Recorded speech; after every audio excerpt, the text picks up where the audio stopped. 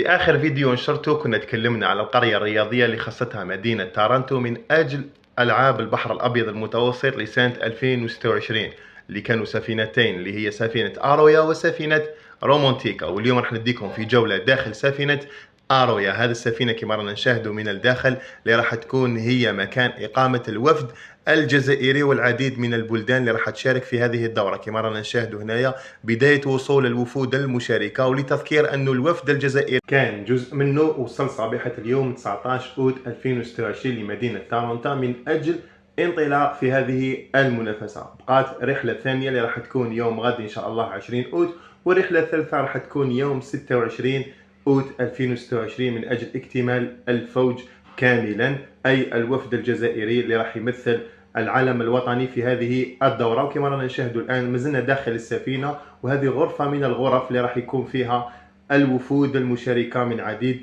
البلدان اللي راح تشارك. وانتم قولوا لي واش رايكم في السفينة اللي شفتوها معايا اللي هي سفينة آرويا.